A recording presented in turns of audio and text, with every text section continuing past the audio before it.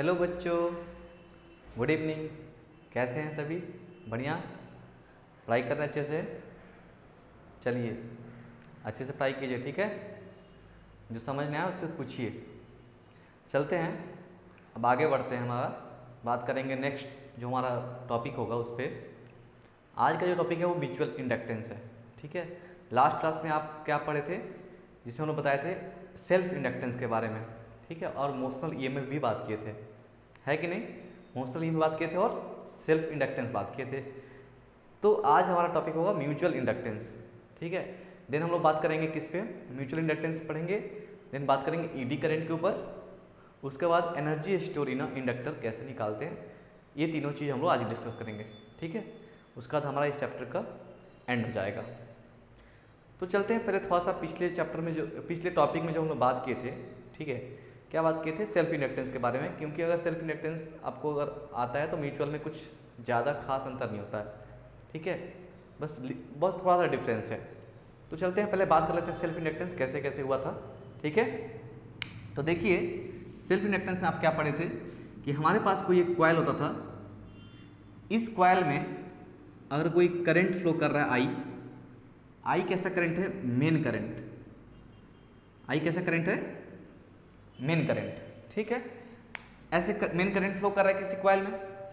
अच्छा, उसके बाद इस कॉइल, इस करंट की वजह से जो मेन करंट हमारा फ्लो होगा, उस करंट की वजह से हम जानते हैं कि इसके आसपास एक मैग्नेटिक फील्ड जनरेट होगा, ठीक है। जैसे हम जानते हैं अगर ऐसे कर्ल कराएंगे तो मैग्नेटिक फील्ड ऐसे बाहर आती हुई दिखाई देंगी। तो इधर इस साइड नॉर्थ एंड पीछे साइड साउथ बिहेव करेगा, ओके, ठीक है। अगर हम लोग क्या करते हैं, अगर हम लोग क्या करेंगे, सपोज करते हैं कि आई को, अभी तो फिलहाल करंट कांस्टेंट है, कांस्टेंट करंट रखेंगे तो कांस्टेंट मैग्नेटिक फील्ड आएगा, ठीक है। अगर आप करंट को सपोज बढ़ाते हैं टाइम के साथ, सपोज करंट बढ़ रहा है, अगर करंट बढ़ेगा तो आप जानते हैं कि करंट जैसे जैसे बढ़ेगा वैसे वैसे मैग्नेटिक फील्ड बढ़ेगी, क्योंकि मैग्नेटिक फील्ड डायरेक्टली प्रोपोर्शनल होता है करंट पे, ठीक है। तो हमारा जो इस एरिया से इस कॉइल के जो ये हमारा जो क्रॉस सेक्शन है, उससे मैग्नेटिक फील्ड लाइन क्या होंगी? बढ़ेंगी। समझ पा रहे हैं? और आप जानते हैं जब किसी क्लोज्ड कॉइल के अक्रॉस अगर number of field line, number of magnetic field line अगर टाइम के साथ इंक्रीज या फिर डिक्रीज करती हैं, मतलब अगर चेंज होता है फील्ड लाइन का, तो आपको पता है एक इंड्यूस्ड ईएमएफ जनरेट होता है और उसकी वजह से एक इंड्यूस्ड करंट मिलता है। ये बात आप जानते हैं। मतलब अगर आई जो मेन करंट है अगर वो इंक्रीज करता है तो इसके वजह से क्या होगा, इसकी वजह से आपको क्या मिलता है? मैग्नेटिक फ्लक्स मिलता है, ठीक है। वेरिंग टाइप होता है, varying in the sense vary करता रहता है टाइम के साथ, वेरिंग मैग्नेटिक फ्लक्स मिलता है। इस वजह से फिर क्या होता है, वेरिंग मैग्नेटिक फ्लक्स से क्या होता है, यहाँ पे अगर इंक्रीजिंग है तो ये भी इंक्रीजिंग टाइप होगा, ठीक है। उसकी वजह से क्या होता है, फिर नीचे आते हैं, देखते हैं उस वेरिंग मैग्नेटिक फ्लक्स से क्या होगा, हम लोग का इंड्यूस्ड ईएमएफ मिलेगा, ठीक है, एप्सिलॉन इंड्यूस्ड। फिर इसके वजह से क्या होगा, अगर इंड्यूस्ड ईएमएफ मिलेगा, अगर ये वायर, अगर एक कॉइल ऐसा कुछ हो जाएगा हमारा, मान लेते हैं, और आप तो direction of current, induced current कैसा किस डायरेक्शन में होगा वो तो आप जानते हैं ना, लेंज लॉ से आपको पता है कि कैसे आपका इंड्यूस्ड करंट होगा।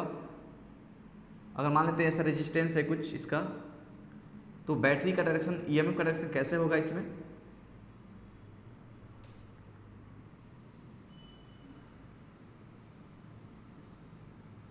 देख लेते हैं डायरेक्शन। अगर हम लोग करंट बढ़ा रहे हैं तो मैग्नेटिक फील्ड बाहर की ओर बढ़ रही है, तो बाहर की ओर अगर बढ़ रही है तो इंड्यूस्ड करंट जो होगा लेंज लॉ के हिसाब से ऐसे फ्लो करेगा कि इसके चेंज को खत्म करे। तो बाहर बढ़ रही है मैग्नेटिक फील्ड, तो करंट ऐसे फ्लो करेगा इस कॉइल में इंड्यूस्ड करंट कि इसको, इसके इफेक्ट को खत्म करे। तो हम लोग को कैसे फ्लो कराना पड़ेगा? क्लॉकवाइज, है ना। हम लोग को इंड्यूस्ड करंट कैसा होना चाहिए? क्लॉकवाइज होना चाहिए। तब इसके इफेक्ट को ख़त्म करेगा।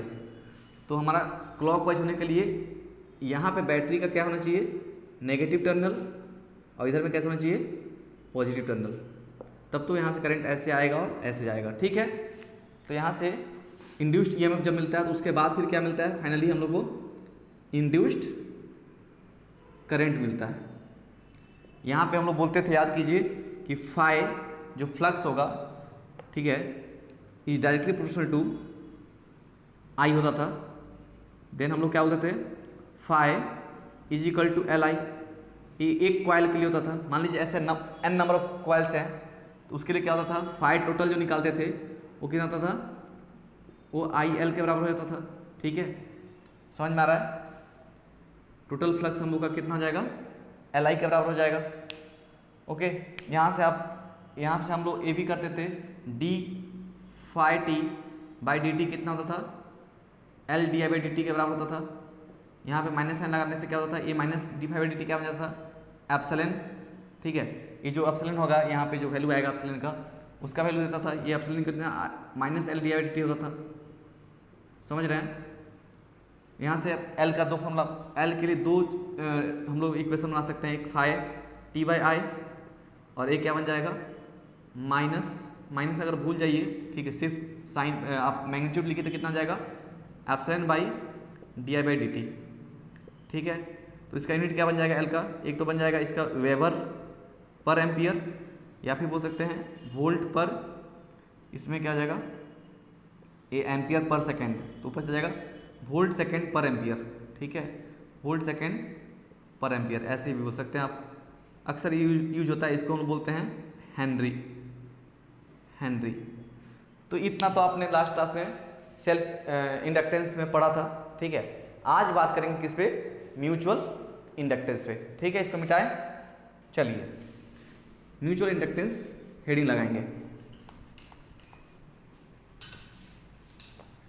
समझ में आया कैसे कैसे सेल्फ इंडक्टेंस हुआ था, आप पढ़े भी थे, आज मैंने रिवाइज भी कर दिया आपके लिए। अब डालेंगे heading mutual inductance. Mutual inductance में देखिए क्या होता है, जैसे हमारे पास पिछला केस में सेल्फ इंडक्टेंस में एक ही कॉइल था, उसी में करंट इंक्रीज करता था, और उसी में करंट इंक्रीज करने से उसी कॉइल में मैग्नेटिक फ्लक्स चेंज होता था, और उसी में फिर इंड्यूस्ड करंट हम लोग को मिलता था।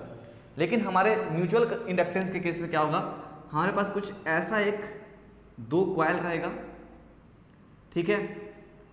इसमें मान लेते हैं कुछ करंट ऐसे फ्लो कर रहा है, एक करंट आई है, ठीक है। अब जब करंट इसमें आई फ्लो करेगा और ये कुछ इस डिस्टेंस रखा गया है, तो आप समझ पा रहे होंगे, यहाँ से कुछ मैग्नेटिक फील्ड लाइंस ऐसे पास करेंगी, इसमें से करेंगे ना जी। अगर मान लेते हैं कुछ इस तरीके से कॉइल है और करंट ऐसे फ्लो कर रही है, ठीक है। आप सपोज यहाँ से देख रहे हैं, आपका आईज यहाँ पे है, यहाँ से आप देख रहे हैं, तो आप अगर यहाँ से देखेंगे ऐसे फ्लो करेगा करंट, तो मैग्नेटिक फील्ड इधर आएंगी तो इस कॉइल में एंटर करते दिखाई देंगे। समझ पा रहे हैं ना, ठीक है। तो ऐसे फील्ड लाइन जाएगा। अच्छा है, इसमें जिसमें हम लोग करंट फ्लो कराते हैं, ठीक है, उसको हम लोग प्राइमरी करंट बोलते हैं, प्राइमरी कॉइल बोलते हैं, सॉरी प्राइमरी। जिसमें करंट फ्लो कराते हैं, जिसमें करंट फ्लो करता है उसको प्राइमरी कॉइल बोलते हैं। और जिसमें फ्लक्स निकालना होता है, ठीक है, उसमें क्या था, इसी में करंट वैरी करता था, इसी में इंड्यूस्ड आपका मैग्नेटिक फ्लक्स चेंज होता था, इसी में इंड्यूस्ड करंट आता था, ठीक है। इसमें इस केस में क्या होगा, इसमें करंट चेंज होगा तो इसकी वजह से मैग्नेटिक फ्लक्स चेंज होंगे, तो ये मैग्नेटिक फील्ड लाइन जो यहाँ से निकलेंगे, ये यहाँ से पास कर रहे हैं, तो इस कॉइल के अक्रॉस मैग्नेटिक फ्लक्स चेंज होगा। बात समझ रहे हैं। तो जिसमें हम लोग इसमें फ्लक्स चेंज हो रहा है और इसमें हम लोग निकालेंगे अगर मैग्नेटिक फ्लक्स, ठीक है, इसके करंट के चेंज की वजह से, तो इसको हम लोग म्यूचुअल इंडक्टेंस बोलते हैं। इसको हम लोग क्या नाम देते हैं, सेकेंडरी कॉइल। उसमें एक ही कॉइल में सब कुछ होता था, इसमें दो कॉइल है, इसमें करंट चेंज होगा तो इसके करंट के चेंज होने से यहाँ से जो मैग्नेटिक फ्लक्स होंगे वो चेंज होंगे, और इसमें अगर मैग्नेटिक फ्लक्स चेंज होगा तो यहाँ का जो हमारा जो नेट फ्लक्स है वो कुछ हम लोग को मिलेगा, ठीक है। समझ रहे हैं ना, क्लियर हो पा रहे हैं। जैसे हम लोग पिछला केस में आप जानते हैं ना कि अगर फ्लक्स चेंज होगा तो आपको क्या बोलते हैं उसको, इंड्यूस्ड करंट मिलता है, और जो भी फ्लक्स होता है किसी कॉइल के अक्रॉस वो डायरेक्टली प्रोपोर्शनल होता है किसके, करंट के। ठीक है, फाई हम लोग पढ़ चुके हैं कि डायरेक्टली प्रोपोर्शनल टू आई होता है, लेकिन उस केस में वही कॉइल था, उसी में करंट चेंज होता था, उसी में मैग्नेटिक फील्ड चेंज होती थी, उसी में हम लोग बोलते थे फ्लक्स क्या चेंज हो रहा है। इस केस में थोड़ा सा डिफरेंस हो रहा है। इसमें थोड़ा डिफरेंस क्या है, इसमें फ्लक्स निकालते हैं कि इस कॉइल के अक्रॉस फ्लक्स क्या चेंज हुआ, इसके करंट के चेंज होने की वजह से, इसमें के करंट के चेंज होने की वजह से। ठीक है, इसको प्राइमरी कॉइल बोलते हैं, जिसमें करंट फ्लो होता है उसमें प्राइमरी कॉइल बोलते हैं। जहाँ पे हम लोग को फ्लक्स निकालना होता है, फ्लक्स का चेंज निकालना होता है, उसको सेकेंडरी कॉइल बोलते हैं, और कभी कभी इसको 1 2 भी आप नाम दे दीजिए। ठीक है, यहाँ से अब इसको समझने के लिए छोटा सा और एग्जाम्पल लूँगा मैं, एक इलस्ट्रेशन। मान लेते हैं हमारे पास कुछ ऐसा एक केस है, हमारे पास कुछ ऐसा एक केस है,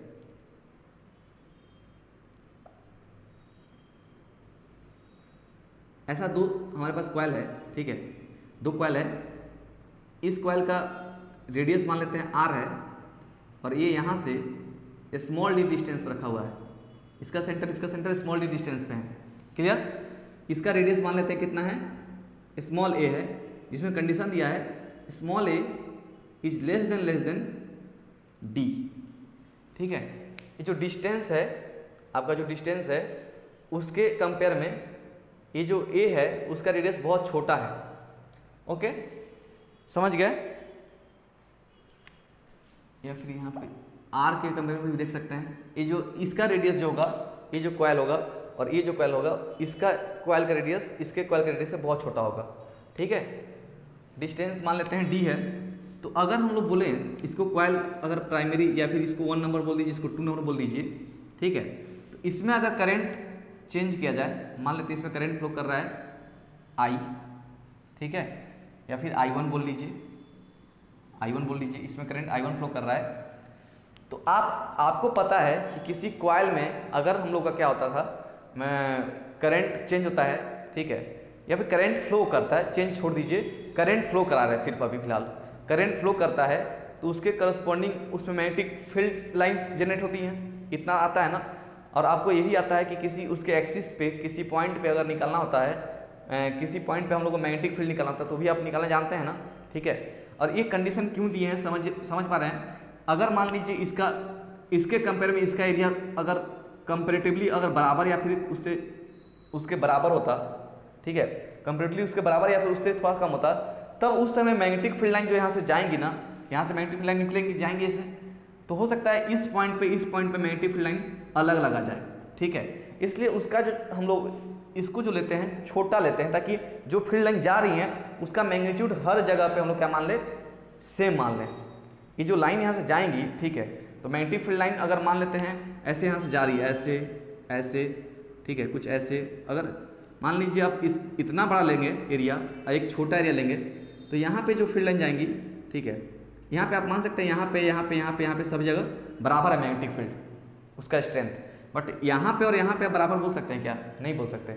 यहाँ पे कुछ अलग मैग्नेटिक फील्ड हो जाएगा, यहाँ पे कुछ अलग हो जाएगा, फिर उस समय हम लोग का कैलकुलेशन थोड़ा मिस्टेक हो जाएगा। इसलिए हम लोग इसके कंपेयर में इसका छोटा एरिया लेते हैं, मतलब समझते हैं कि एकदम छोटा पॉइंट टाइप में ही, छोटा सा एकदम, उससे फील्ड लाइन मान लेते हैं कि हर जगह क्या है, इक्वल है, हर पॉइंट पे उसके इक्वल है। इसलिए ये कंडीशन लगाते हैं कि ये जो रेडियस है स्मॉल ए, वो लेस देन आर है, आर के कंपेयर में बहुत छोटा है। ठीक है, ताकि इस पॉइंट पे अगर मैग्नेटिक फील्ड निकाल लेते हैं डी डिस्टेंस पे, आपको ये भी आता है कि किसी कॉइल की वजह से अगर करंट है तो उसके एक्सिस पे किसी पी पॉइंट पे कैसे मैग्नेटिक फील्ड निकालते थे, आपको आता है ना। ठीक है, बट टारगेट इसमें क्या है, हम लोग को टारगेट क्या है, हम लोग को फ्लक्स इन 2 निकालना है। फ्लक्स कितना होगा 2 में, वो निकालना है। फ्लक्स निकालने के लिए हम लोग क्या क्या चाहिए, एक तो मैग्नेटिक फील्ड लाइन कितना जा रहा है वो चाहिए। अगर हम लोग यहाँ से इस कॉइल की वजह से यहाँ पे डीप पॉइंट पे कितना मैग्नेटिक फील्ड आ रहा है वो निकाल लें और एरिया से मल्टीप्लाई कर दें, तो हमारा काम बन जाएगा। क्योंकि जानते हैं फाई इक्वल टू बी ए होता है, कॉस थीटा अगर 0 है तो एरिया वेक्टर उधर ही है और आपका फील्ड लाइन उधर जा रहा है, तो थीटा 0 हो गया, तो कॉस थीटा 0, कॉस 0 पे 1, तो बी इंटू एरिया, बी निकाल लें और एरिया से मल्टीप्लाई कर देंगे, तो टोटल फ्लक्स इनटू इस कॉइल के करंट की वजह से कितना होगा, क्या मिल जाएगा, क्या हमें total flux in coil two इस करंट I1 की वजह से, इस कॉइल के करंट I1 की वजह से कितना उसमें फ्लक्स जनरेट होगा, क्या मिल जाएगा। चलिए तो उसको देख लेते हैं, इसको थोड़ा मिटा रहा हूं मैं, देखिए, तो हम लोग लिख सकते हैं फाई टू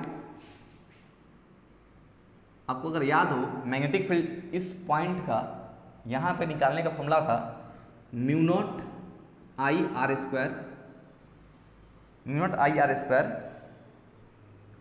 बाय 2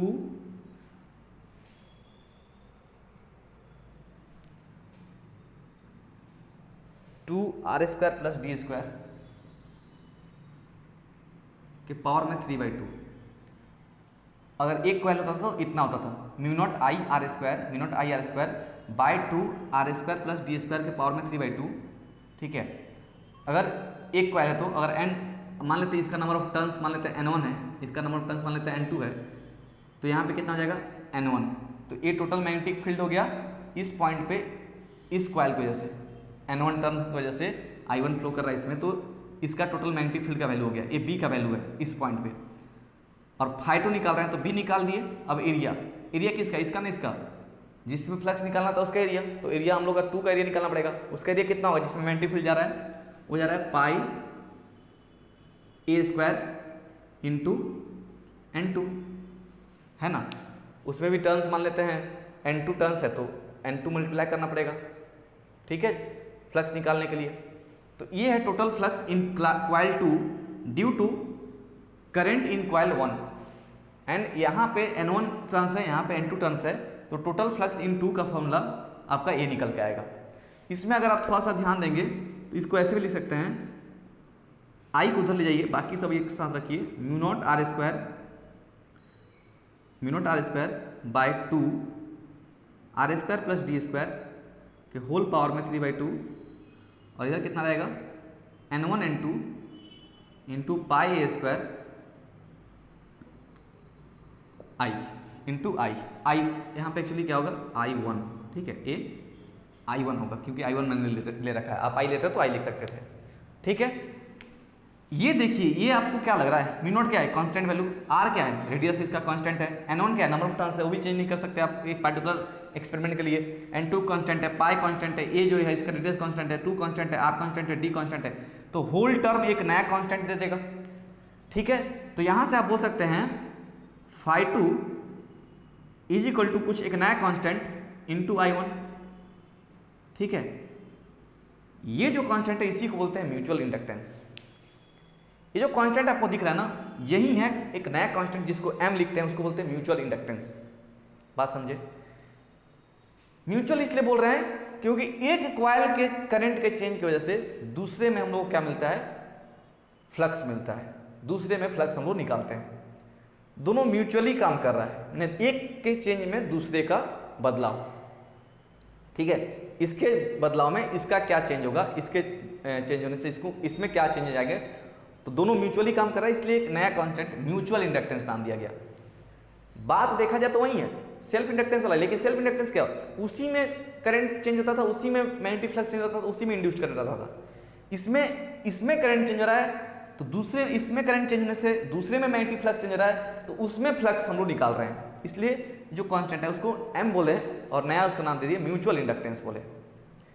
अब इसको समझ गए, अब आता है यहाँ पे, तो इस केस से हम लोग क्या लिख सकते हैं, यहां से क्या लिख सकते हैं, देखिए कि क्या फाई इन प्राइमरी, सॉरी अगर सेकेंडरी की बात करूं, फ्लक्स इन सेकेंडरी निकालूं तो क्या लिख सकते हैं, flux in secondary is directly proportional to current in primary. हो सकते हैं ना कि अगर मान लेते हैं फ्लक्स निकालना है सेकेंडरी का, इसका फ्लक्स निकाला था तो इसके करंट पे डिपेंड कर रहा है, ये क्या है, ये तो कांस्टेंट है, ये किसी भी पार्टिकुलर, ध्यान दीजिए इस बात का कि क्या ये वैल्यू I1 और φ2 पे डिपेंड करता है क्या, नहीं, ये वैल्यू किस पे डिपेंड करता है, तो नंबर ऑफ टर्न्स कितना होगा, n1 कितना होगा, n2 कितना होगा, इसका रेडियस कितना होगा फर्स्ट कॉइल का, इसका रेडियस कितना होगा उस पर डिपेंड करता है, इसके ओरिएंटेशन पे डिपेंड करता है कि ये ऊपर में है या फिर उसी लाइन पे है या फिर नीचे में है, ठीक है, या फिर किसी एंगल पे है, ये ऐसे रखा गया तो कुछ ये ऐसे रखा गया है क्या, तो उस पर डिपेंड करेगा। ये वैल्यू I1 और φ2 पे डिपेंड नहीं करता, ये इंडिपेंडेंट है, ठीक है। मतलब ये म्यूचुअल इंडक्टेंस होता है वो किस पे डिपेंड करता है, नंबर ऑफ टर्न्स पे, n1 n2 पे, r पे, d पे, ओरिएंटेशन पे, ठीक है, ये सब पे डिपेंड करता है, ठीक है। और हम लोग क्या बोल रहे हैं कि जो फ्लक्स 2 है, फ्लक्स इन कॉइल 2 है, वो करंट इन कॉइल 1 पे डिपेंड करता है। अगर I1 बढ़ाएंगे फर्स्ट में तो φ2 जो होगा फ्लक्स इन कॉइल 2 होगा, वो भी हम लोग को वेरी करेगा। इधर बढ़ाएंगे तो वो भी बढ़ेगा, इधर घटाएंगे तो वो भी फ्लक्स घटेगा, ठीक है। और आप जानते हैं जब दो काम, एक अगर फ्लक्स का काम हम लोग दो कॉइल के यूज करके करते हैं, दो कॉइल पे डिपेंड करता है, एक के चेंज में दूसरे में अगर कुछ चेंज होता है तो हम लोग जो कांस्टेंट लिखते हैं उसको क्या लिखते हैं, म्यूचुअल इंडक्टेंस का एक वैल्यू लिखते हैं, नहीं एम लिखते हैं वहाँ पे। ये जो कांस्टेंट आता है इसको एम से रिप्रेजेंट करते हैं। This is constant of proportionality and it is called mutual inductance, ठीक है, समझ में आया। या फिर 1-2 के टर्म में लिखना चाहे तो ऐसे लिख सकता था, कोई बच्चा चाहे तो 1-2 में भी लिख सकता है कि flux in two is directly proportional to current in 1, ठीक है, that imply flux in two is directly proportional to M I1। या फिर आप ऐसे भी तो लिख सकते हैं, क्या इसमें करंट अगर फ्लो कराएं तो इसमें भी तो फ्लक्स चेंज हो सकता है, सिचुएशन बदल दिए, ठीक है, सिचुएशन बदल गया। अब इसमें करंट चेंज हो तो क्या इसमें फ्लक्स कुछ ना कुछ मिलेगा कि नहीं। तो क्या हम ये भी बोल सकते हैं क्या कि फ्लक्स इन प्राइमरी, अगर इसको जिसमें करंट फ्लो होता है उसको प्राइमरी बोलते हैं, ठीक है, समझ में आया। अक्सर हम लोग प्राइमरी बोलते हैं, बट इस केस में लिख सकते हैं आप, ठीक है। यहां पे अगर करंट हम लोग फ्लो करा दिए तो फिलहाल के लिए मैं लिख दे रहा हूं flux in primary is directly proportional to flux in change in current in secondary. लेकिन अक्सर हम लोग क्या करते हैं, जो जिसमें करंट फ्लो करता है उसको प्राइमरी मान लेते हैं उस कॉइल को, और जिसमें फ्लक्स निकलना तो उसको सेकेंडरी मान लेते हैं। इस केस में बस इतना ही समझना चाह रहा हूं कि जरूरी नहीं कि इसी में सिर्फ बड़ा वाला में चेंज होगा, छोटा वाला जरूरी नहीं, मतलब कि जरूरी नहीं कि प्राइमरी में सिर्फ चेंज होगा करंट तो इसमें फ्लक्स चेंज होगा। ऐसा भी हो सकता है कि सेकेंडरी में करंट अगर फ्लो कराते हैं तो आपको प्राइमरी में भी फ्लक्स चेंज मिल सकता है। ये सेम चीज आपको इसमें भी मिल सकता है, ऐसा कुछ रूल नहीं है कि हाँ इसी में सिर्फ करंट होगा तो उसमें फ्लक्स मिलेगा, ठीक है, समझ आ रहा है ना। अरे समझ रहा है ना, इसमें भी करंट चेंज होगा तो इससे कुछ मैग्नेटिक लाइन निकलेंगे जो यहाँ से पास करेंगे, ठीक है, यहाँ से पास करेंगे तो इसमें भी फ्लक्स चेंज करेगा। आपको पता है, बस सिंपली आप तो सिंपली जानते हैं कि अगर कोई क्लोज कॉइल में अगर number of field lines change होती हैं, फ्लक्स चेंज होता है तो आपका वहाँ का flux number of field line change होगी तो फ्लक्स चेंज मिलेगा। अब फ्लक्स चेंज मिलेगा तो इंड्यूस्ड करंट मिलेगा, ठीक है, और इंड्यूस्ड ईएमएफ जनरेट होगा। ये तो आपको जानते हैं ना। तो आप इसमें करंट चेंज हो तो इसके करंट चेंज होने से यहाँ फ्लक्स निकलिए, चाहे इसमें करंट चेंज होने से यहाँ फ्लक्स निकलिए, क्या फर्क पड़ता है, ठीक है, बात तो सेम ही है ना। तो यहाँ से हम लिख सकते हैं, यहाँ से ये भी लिख सकते हैं कि flux in primary is directly proportional to current in secondary. या फिर आप लिख सकते हैं इसको क्या लिखेंगे, डेट इम्प्लाई यही एम क्या कांस्टेंट है, ठीक है। अब एक आएंगे एक बात पे, बहुत जरूरी बात है, और लिख देते हैं flux in 1 is directly proportional to current in 2, flux in 1 is directly proportional to current in 2, ये 2 में क्या चेंज हो रहा है करंट का उस पर डिपेंड करता है। तो ये भी लिख सकते हैं flux in 1 is equal to MI2, ठीक है। यहाँ पे अगर मैं ऐसे लिख दूं कि मैग्नेटिक फ्लक्स इन 2 में निकालने हैं तो एक कांस्टेंट नीचे लिख दिए 2-1 और यहाँ पे 1-2 लिख दिए हैं, मतलब कि flux in 1 due to 2, flux in 2 due to 1 represent कर रहा है। ये जो म्यूचुअल इंडक्टेंस है वो फ्लक्स इन 2 ड्यू टू 1 आया है, और ये म्यूचुअल इंडक्टेंस है वो फ्लक्स इन 1 ड्यू टू 2 में आया है, ठीक है। आपसे एक क्वेश्चन है, थोड़ा ध्यान देंगे, ध्यान से सुनेंगे कि क्या ये जो म्यूचुअल इंडक्टेंस है क्या इसमें करंट जो फ्लो करेगा उस पर डिपेंड करता है, या फिर इसमें करंट फ्लो करता है उस पर डिपेंड करता है? नहीं।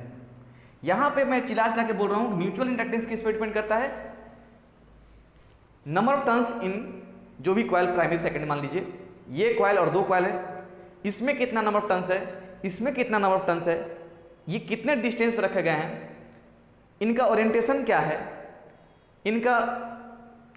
इनका रेडियस क्या है, इसका रेडियस क्या है, ठीक है, ये सब पे डिपेंड करता है आपका। और म्यू नॉट कौन से मीडियम में रखे गए हैं, इन सभी चीजों पे डिपेंड करता है उस म्यू का वैल्यू, ठीक है। जैसे आप रेजिस्टेंस में बात करते हैं, रेजिस्टेंस क्या वोल्टेज में डिपेंड करता है? नहीं। क्या करंट में डिपेंड करता है, V/IR में, R = V/R? नहीं ना, ठीक है। R किस पे डिपेंड करता है, तो लेंथ ऑफ कॉइल पे, लेंथ ऑफ आपका जो कंडक्टर पे लेंथ कितना होगा, उसका एरिया कितना होगा, ठीक है, कितना टेम्परेचर रहेगा, इन सभी चीज़ों पे डिपेंड करता है। समझ में आ गया बात? क्लियर है ना? ओके। उसी तरीके से म्यूचुअल इंडक्टेंस भी इन सभी चीज़ों पे डिपेंड करता है। तो हम आइदर इस केस को लिखें या फिर इस केस को लिखें, phi2 is equal to M21I1 लिखें, या फिर phi1 is equal to phi flux in 1 due to change in current in 2 is equal to M12I2 लिखें। तो आप देख पा रहे हैं M12 और M21 क्या इक्वल होंगे ना अलग अलग होंगे? क्या ये I1 phi2 और I2 phi1 पे डिपेंड कर रहा है क्या M का वैल्यू? नहीं। अगर एक बार आप फिक्स कर दिए हैं कि इसमें N1 टर्न है, इसमें N2 टर्न है, इसका इतना डिस्टेंस रखा गया है, इसका रेडियस इतना है, इसका रेडियस इतना है, एक बार आप फिक्स कर दिए तो आपका M का वैल्यू क्या कर दिए? फिक्स कर दिए। अब चाहे इसमें करंट फ्लो करा के इसमें फ्लक्स निकालिए या फिर इसमें करंट फ्लो करा के इसमें फ्लक्स निकालिए, M के वैल्यू पे कोई फर्क नहीं पड़ेगा। हम मतलब यहां से कंक्लूजन क्या निकाले कि यहां से बोल सकते हैं M21 बराबर है किसके? M12 के, और एक नया वैल्यू देते हैं M। बस इतना समझना था कि M12 जो म्यूचुअल इंडक्टेंस का वैल्यू होता है वो इस I1 I2 पे डिपेंड नहीं करता, phi या फिर I1 I2 पे डिपेंड नहीं करता, phi1 phi2 I2 I2 पे डिपेंड नहीं करता, वो एक इंडिपेंडेंट है इन सब चीज़ों पे। वो डिपेंड करता है इसका orientation, number of turns, distance between them, radius. Okay, समझ में आ गया? क्लियर है? चलिए यहां तक समझ गए तो आप इसकी जगह पे सिंपली M भी लिख सकते हैं। ठीक है, आप सिंपली मतलब आप लिख सकते हैं कि phi2 is equal to MI1 या फिर phi1 is equal to MI2 लिख सकते हैं। ठीक है, वो कहने की बात है कि 2 में निकालेंगे तो 1 का, तो यहाँ पे 2 1 लिख देते हैं, यहाँ पे 1 2 लिख देते हैं, वो आप यूज कर सकते हैं, उसके लिए मना नहीं है। ठीक है, मना नहीं है, लेकिन आपको इतना समझ में आना चाहिए कि M12 और M21 कोई नया वैल्यू नहीं है, वो दोनों चीज़ सेम ही है। ठीक है, और क्यों सेम है ये मैं बार बार अभी तक 3-4 बार रिपीट कर चुका हूँ, क्यों सेम है समझ में आ गया? ठीक है, अब चलते हैं थोड़ा सा इसके आगे बात करते हैं, म्यूचुअल इंडक्टेंस में इसके आगे बात करते हैं। इसको थोड़ा मिटाता हूं मैं अगर बात करूं इसका, अच्छा यहां से आप देख पाएंगे ये phi2 मतलब M21 is equal to M12 है, इज इक्वल टू M है, तो उसको आप लिख सकते हैं phi2 बाय I1 या फिर phi1 बाय I2। ठीक है, या फिर secondary coil, primary coil, P and S से भी रिप्रेजेंट कर सकते हैं, 1 2 या फिर PS, आपकी इच्छा। ठीक है, उसमें आप कर पाएंगे ना, उसमें कोई तकलीफ तो नहीं है ना, P एंड S से रिप्लेस कर सकते हैं ना, ये phi P कहलाएगा, ये phi S कहलाएगा, ये I2 कहलाएगा, इधर I1 कहलाएगा। तो यहाँ पे तो मैंने लिखा है ना, आप चाहे तो यहाँ पे देख सकते हैं कि phi2 बाय I1 की जगह आप लिख सकते हैं कितना, phi2 बाय I1 की जगह आप लिख सकते हैं phi S बाय IP। ठीक है, तो वो कोई इशू तो नहीं है ना आपके लिए। ओके, इसका यूनिट क्या आ जाएगा जी, यहाँ से देखिए ऐसा यूनिट क्या हो जाएगा आपका, यहाँ से ऐसा यूनिट क्या बन जाएगा, वही होता है फिर से, कितना हो जाएगा, वेबर पर एम्पियर, और इसको क्या बोलते हैं, हेनरी, कैपिटल H। ठीक है, समझ में आया, हेनरी ही बोलते हैं। डायमेंशन फॉर्मूला भी सेम रहता है, सब कुछ सेम रहता है, जैसे आपका सेल्फ इंडक्टेंस का जो भी डायमेंशन था और जो भी इसका यूनिट था उसका म्यूचुअल का भी सेम ही होता है। ठीक है, कोई ज़्यादा इसमें कोई अंतर नहीं होता है। बस इसमें क्या है कि एक कॉइल के चेंज में दूसरे कॉइल में फ्लक्स कितना होगा, चाहे दूसरे कॉइल के चेंज में इसमें क्या फ्लक्स होगा, इसलिए इसको म्यूचुअल इंडक्टेंस एक नया नाम दिया गया।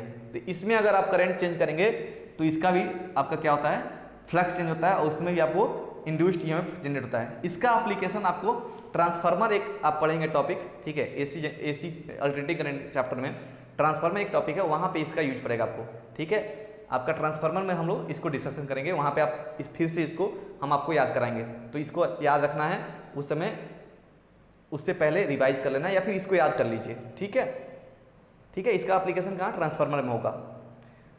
ओके, इतना समझ गए, आगे बढ़ते हैं। अगर मैं डिफ्रेंशिएट कर दूं दोनों side, differentiating both side WRT with respect to time t, क्या होगा, ये कितना हो जाएगा, d phi2 बाय dt। ठीक है, या फिर यहां भी कर लीजिए, वही सेम चीज है यार, कुछ अंतर नहीं, यहां भी क्या था, d phi s by D T. चलिए इधर बाद में आते हैं, पहले यहाँ कर लेते हैं। इज इक्वल टू क्या जाएगा, M21 di1 by D T. यहाँ तक दिख रहा है सबको, विजिबल है? ओके विजिबल है, ठीक है। यहाँ से अगर दोनों साइड माइनस साइन लगा लीजिए तो आपको पता है, ये आप जानते हैं minus D phi by D T क्या देता है, एप्सिलॉन ना, फैराडेज लॉ। फैराडेज लॉ क्या बोलता है, epsilon is equal to, epsilon equal to minus D phi by D T, sign is because of Lenz law, ठीक है। तो D phi by D T जगह आप एप्सिलॉन लिख सकते हैं, तो लिख सकते हैं epsilon in epsilon of coil 2, ठीक है, मतलब इसका कॉइल 2 का induced EMF is equal to कितना जाएगा, minus M21 di1 by D T. मैं अगर M भी लिखूँ तो बात सेम है, समझ में आ रहा है ना, M भी लिख सकते हैं। सिमिलरली यहाँ पे भी देख लीजिए, यही हो जाएगा, ये क्या हो जाएगा, M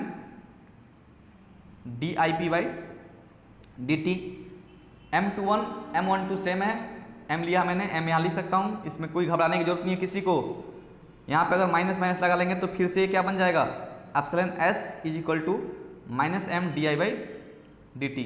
यहाँ से आप M क्या लिख सकते हैं, अगर मैग्नीट्यूड लिखा जाए, इसका सिर्फ मैग्नीट्यूड मॉड लगा लेंगे तो एप्सिलॉन S कितना आएगा, M di by D T, ठीक है। तो यहाँ से क्या हो जाएगा, M बराबर कितना जाएगा, epsilon S by D I, अच्छा ये P हो जाएगा यहाँ पे, D I P upon D T, ठीक है, समझ में आया।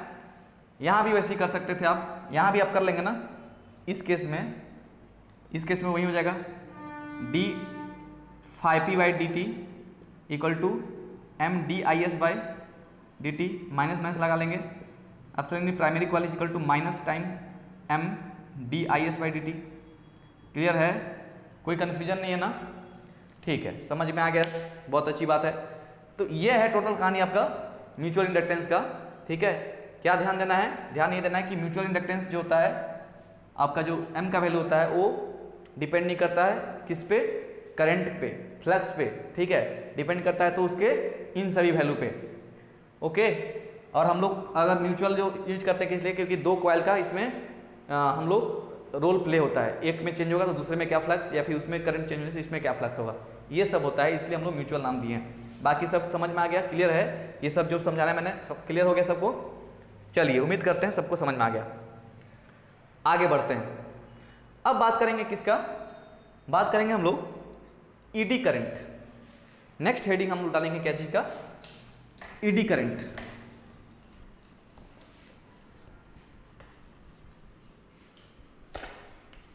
ईडी करंट देखिए क्या होता है, ये इसी चीज पे डिपेंड करता है, चेंज इन फ्लक्स पे डिपेंड करता है ईडी करंट। कि मान लीजिए किसी, अभी तक आप लोग क्लोज्ड कॉइल पढ़ रहे थे ना, कि क्लोज्ड कॉइल किसी मैग्नेटिक फ्लक्स से मैग्नेटिक फील्ड से पास कराइए, ठीक है, तो क्या क्या उसका वैल्यू होता था। जैसे आप एग्जांपल दिया था मैं, ऐसे ऐसे मैग्नेटिक फील्ड लाइन था, ठीक है, आपको याद है ये एग्जांपल, इस मैग्नेटिक फील्ड लाइन ऐसे ऐसे है, और इस मैग्नेटिक फील्ड लाइन में हम लोग याद कीजिए एक कॉइल को भी वेलोसिटी से अंदर ले गए थे और फिर इस कॉइल को बाहर भी लेके आए थे, कुछ याद आ रहा है। तो इस वो एक कॉइल था, कॉइल। इस बार इस केस में क्या करेंगे हम लोग, एक प्लेट समझते हैं ना, ऐसे सॉलिड बॉडी, एक प्लेट को भी वेलोसिटी से लेकर जाएंगे इधर अंदर और फिर भी वेलोसिटी से बाहर निकलेंगे, एक प्लेट को अब लेके जाएंगे।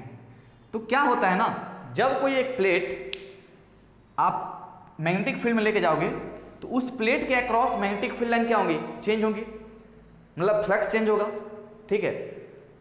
तो उसके कारण क्या होता है, डिफरेंट जगह पे, ठीक है, अब जब ये अंदर जाएगा तो क्या होगा, फ्लक्स बढ़ेगा, बाहर अंदर की मैग्नेटिक फील्ड लाइन बढ़ेंगी, तो इसमें इंड्यूस्ड जो करंट प्रोड्यूस होगा वो कैसे होगा कि उसके अंदर की ओर मारे, उसके अंदर की ओर जाने के खत्म करे, तो ऐसे मतलब इस करे, मैंने एंटी क्लॉकवाइज है ना, ऐसे फ्लो कराना पड़ेगा तभी उसको मार पाएगा ना। एंटी क्लॉकवाइज ऐसे बाहर, ये अंदर लेके जाना, तो एरिया धीरे धीरे बढ़ रहा है, तो अंदर की फील्ड लाइन बढ़ रहे हैं, फ्लक्स बढ़ रहे हैं अंदर की ओर, तो वो करंट ऐसे फ्लो कराएगा कि उसको इफेक्ट को खत्म करे। तो एंटी क्लॉकवाइज करंट फ्लो कराएगा, इंड्यूस करंट, जिससे कि इसके इफेक्ट को, चेंज को खत्म कर पाए। ओके, इतना समझ में आ गया, ओके ठीक है। तो इसमें क्या होता है, इसमें कॉइल होता था तो सिर्फ यहाँ पे आप करंट मिल जाता था, लेकिन ये सॉलिड है। सॉलिड में कभी कभी आपको इस जगह पे भी करंट ऐसे दिखाई देगा, एक यहाँ पे भी करंट ऐसे दिखाई देगा, एक यहाँ भी करंट ऐसे दिखाई देगा, डिफरेंट डिफरेंट ओरिएंटेशन और जगहों पे, ठीक है, आपको एक एंटी क्लॉकवाइज में करंट फ्लो करते दिखाई देगा इसके जब अंदर जाने से, समझ पा रहे हैं। और उस वजह से क्या होता है, अब जब आपको पता है कि जब करंट चेंज होगा, ठीक है, जब आपको अंदर में एक अपने आप एक करंट जनरेट होगा उसको, इसके इफेक्ट को ख़त्म करने के लिए, तो क्या करता है ना, उसके ये में आपका इसका कुछ रेजिस्टेंस भी होगा, इस प्लेट का कुछ रेजिस्टेंस भी होगा, ठीक है। तो रेजिस्टेंस होता है और और कोई मेटल में, कोई बॉडी में अगर करंट फ्लो कर रहा है किसी भी तरीके से, उसका रेजिस्टेंस आर है, तो उसमें से कुछ हीट जनरेट होता था। याद कीजिए H = I²RT, टाइम के हिसाब से हीट जनरेट होता है उसमें। वैसे ही होता है इसमें भी, अगर ये प्लेट जाएगा ना तो डिफरेंट डिफरेंट जगह पे आपका करंट फ्लो कर रहा है, इंड्यूस्ड करंट, ठीक है। इसके अंदर जाने से क्यों करंट आ रहा है ये तो क्लियर है ना, इसमें मेरे को नहीं बताना ना ये क्यों अलग अलग जगह पे ऐसे करंट आ रहा है, ये तो क्लियर है आप उसके इफेक्ट को ख़त्म करने के लिए। तो देखिए आपको लेकिन ये पता है कि अगर किसी मेटालिक बॉडी में अगर करंट जाता है, ठीक है, तो क्या होता है, अगर रेजिस्टेंस उसका कुछ ना कुछ सेल्फ रेजिस्टेंस होगा, कुछ रेजिस्टेंस होगा उसका, तो उसके हिसाब से H = क्या होता है, हीट जनरेट करता है I²RT के हिसाब से, इतना हीट जनरेट होता है। तो इसमें भी क्या होता है, इस वजह से डिफरेंट डिफरेंट लोकेशन पे करंट फ्लो होने की वजह से आपको हीट जनरेट होता है I²RT के हिसाब से, इंड्यूस करंट इंटू उसका जो रेजिस्टेंस है इंटू T, आपको हीट जनरेट होता है। समझ में आया, दिख रहा है सबको, ठीक है। चलिए आगे बढ़ते हैं। तो जी ये करंट है ना, ये जो छोटा सा करंट आपको यहाँ दिख रहा है, ठीक है, इसी को बोलते हैं eddy current. Eddy current definition क्या होता है ईडी करंट का, डेफिनेशन लिखते हैं, the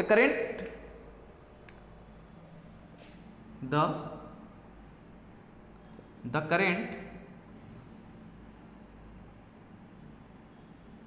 produced in a solid body, the current produced in a solid body, solid metallic body लिख लीजिए, solid metallic body, due to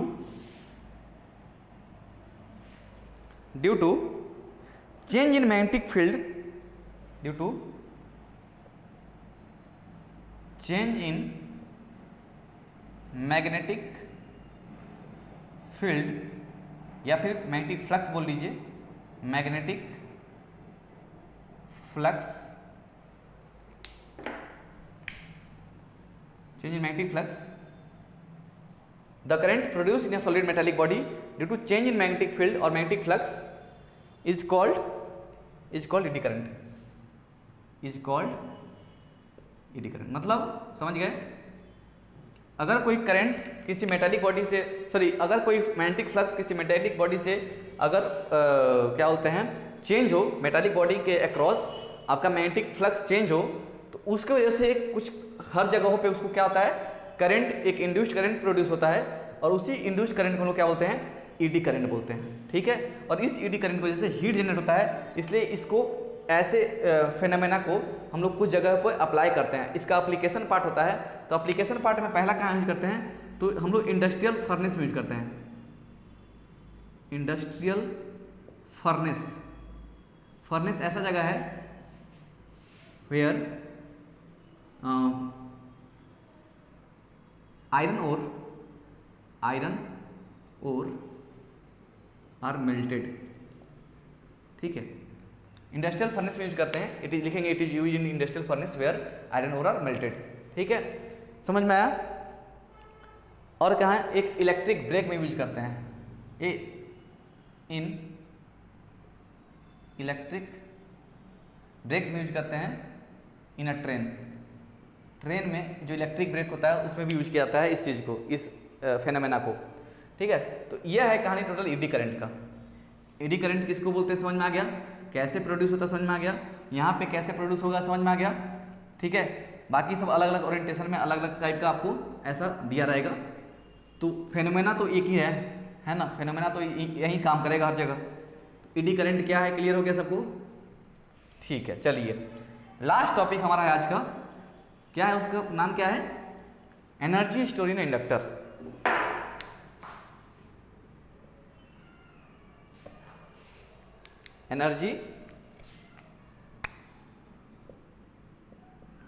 energy store in a inductor. जो inductor होता है कैसा दिखता है, इस टाइप का, इसी को हम लोग इंडक्टर बोलते हैं ना, ठीक है। ये हमारा इंडक्टर है। आपको ये तो पता है ना कि अगर इसमें से करंट आई फ्लो करता है और ये करंट अगर बढ़ता है तो यहाँ पे एक इंड्यूस्ड ईएमएफ जनरेट होता है। अगर करंट बढ़ता है तो उस समय ये कैसा बैटरी जनरेट करता है, ये ना ये। अगर करंट बढ़ेगा तो आपको लेंज लॉ पता है कि इसमें क्या होगा, करंट बढ़ने से फ्लक्स चेंज होगा, फ्लक्स चेंज होगा तो वो चाहेगा इसके फ्लक्स को खत्म करना, तो करंट ऐसे प्रोड्यूस कराएगा कि इसको खत्म करे, ठीक है। तो लेंज लॉ क्या कहता है, अगर करंट बढ़ रहा है तो यह अपना बैटरी का सेटअप ऐसे करेगा कि करंट को घटाए। तो इसमें से कौन सा बैटरी सही है, ये वाला बैटरी सही है, क्योंकि इसमें करंट ऐसे आएगा और इसमें करंट कैसा होगा, ऐसे जाएगा। तो ये तो इसको हेल्प कर देगा, ये भी बढ़ रहा है, इस करंट इधर ही जा रहा है और ये भी इधर ही जा रहा है, तो ये तो हेल्प करेगा।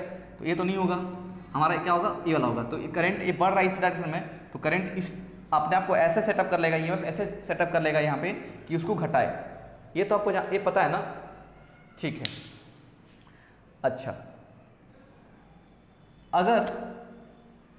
ये क्लियर है। अगर हम लोग क्या बोलें, करंट अगर घटे टाइम के साथ तो क्या होगा, तब उस समय क्या करेगा ये, तब ये कौन सा बैटरी जनरेट कराएगा, तब शायद ये वाला नहीं कराएगा। करंट टाइम के साथ घट रहा है, इस साइड करंट टाइम के साथ घट रहा है, तो हम लोग करंट इस डायरेक्शन में बढ़ाने की कोशिश करेगा, ठीक है। करंट ऐसे फ्लो कराएगा कि इस डायरेक्शन में करंट बढ़े, ठीक है। तो कौन सा करंट होगा, यही करंट होगा ना, ये वाला बैटरी होगा, ये बैटरी सेटअप हो जाएगा, ये नहीं होगा उस टाइम में, ठीक है। समझ में आ रहा है बात? अच्छा, इतना समझ में आ गया आपको। अब चलते हैं, बात करते हैं एनर्जी स्टोर कैसे होता है।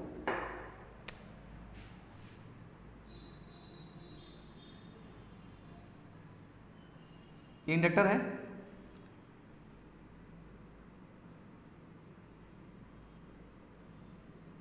अगर करंट हम लोग ऐसे आई फ्लो कराते हैं इधर, ठीक है, तो ये कैसे जनरेट करेगा, ये बैटरी कैसा बनाएगा। अगर करंट ऐसे आ रहा है तो अगर करंट बढ़ रहा है, ठीक है, तो ये बैटरी कैसा बनाएगा, उसको घटाना चाहेगा, तो घटाना चाहेगा तो इस तरीके से नहीं, ऐसे बनाएगा, है ना, ऐसे, ठीक है।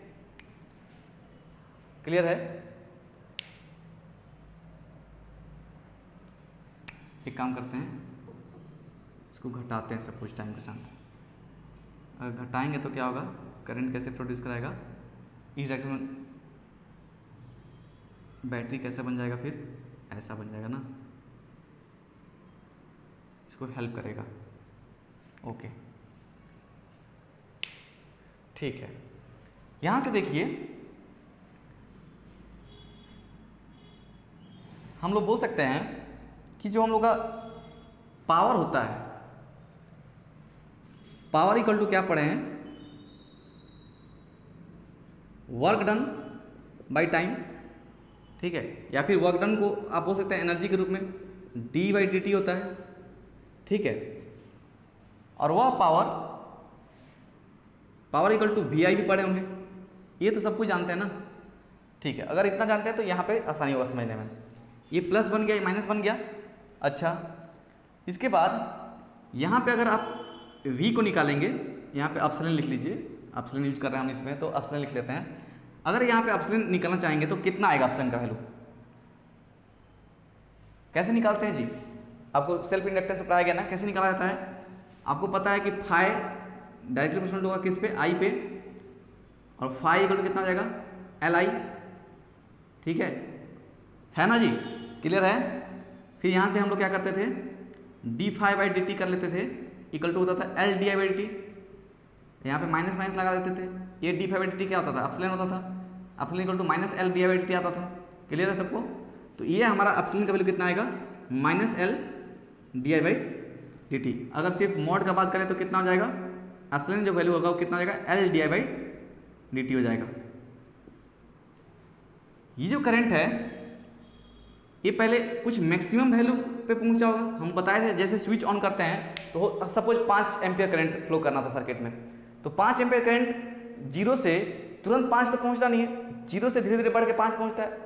या फिर 5 से अगर जीरो आना होता तो तुरंत 5 से जीरो तुरंत नहीं आता है ना, 5 से कुछ 4.9 4.7 4.8 4 3.7 ऐसे करके धीरे धीरे जीरो आता है। हाँ भले ही बहुत कम टाइम हो जाता है, लेकिन ये फेनोमेना जो मैक्सिमम, सपोज हम लोग आई नॉट बोल रहे हैं मैक्सिमम करंट है, ये मैक्सिमम करंट है सर्किट का।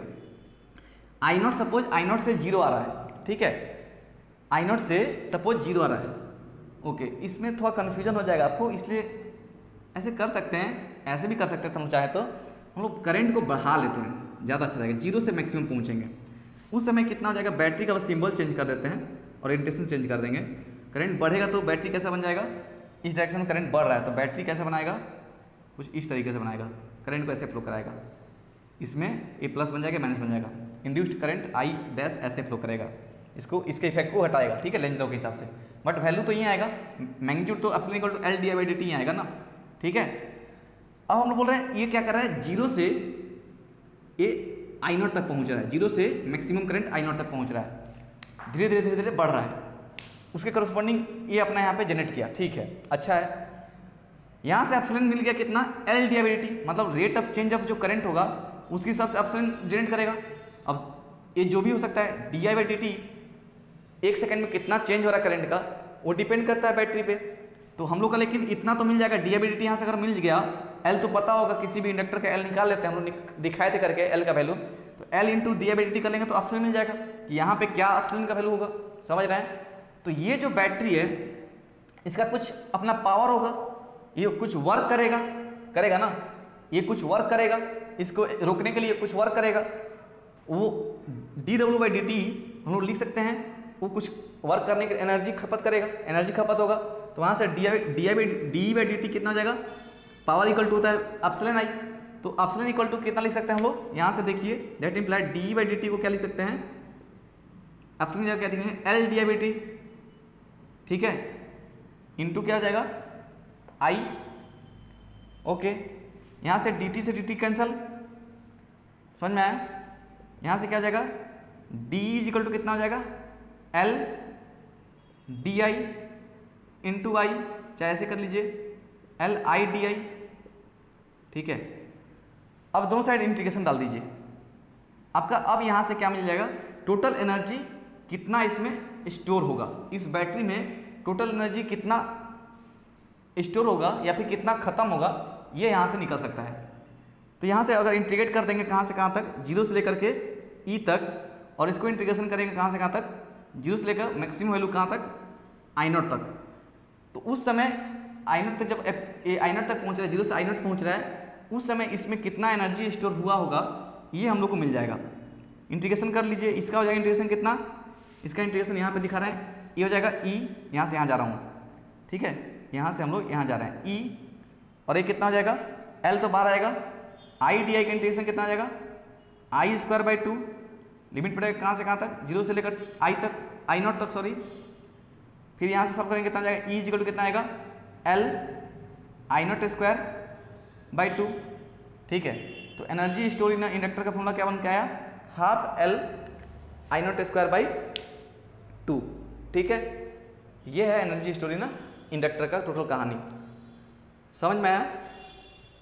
चलिए यहाँ पे अपना लेक्चर एंड करते हैं, क्लियर हो गया हम लोग क्या क्या किया, समझ में आया आपको, ये तो पता था पहले से, ये तो बताया था लास्ट लेक्चर में सेल्फ इंडक्टेंस में, ठीक है। और पावर इक्वल टू आप जानते हैं P इक्वल टू वी आई होता है, मैंने एप्सिलॉन आई होता है, ठीक है, और वो D by D T, power equal to work done पर यूनिट टाइम होता है, या फिर वर्क डन क्या एनर्जी है, अगर एनर्जी खपत हो चाहे एनर्जी मिले किसी को, तो work done by time equal to epsilon I लिख सकते हैं। यहाँ से हम लोग इस चीज़ को लाकर यहाँ पे रिप्लेस किए एप्सिलॉन की जगह पे, यहाँ से डी टी कट गया, डी इक्वल टू कितना मिला, L D I by L I D I, इसको इंटीग्रेट कर दिया कहाँ से, जीरो से लेकर आई नॉट तक, क्योंकि हम लोग जीरो से लेकर मैक्सिमम करंट कहाँ मिल रहा है, लिमिट कहाँ से कहाँ सेट करेंगे, करंट इसमें वेरी कर रहा है ना, तो जीरो से लेकर आई नॉट तक हम लोग सेट कर दिए, यहाँ पे उसी हिसाब से करस्पॉन्डिंग जीरो पे जीरो हम लोग एनर्जी, और आई नॉट पे मैक्सिमम एनर्जी ई स्टोर होगा।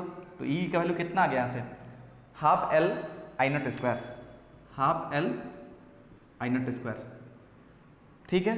ये आपका टोटल एनर्जी हो गया, total energy store in inductor. Clear है, समझ में आ गया। चलिए यहाँ पे आपका EMI चैप्टर कंप्लीट होता है। नेक्स्ट हम लोग जो पढ़ेंगे वो होगा AC अल्टरनेटिंग करंट। चलिए फिर, थैंक यू।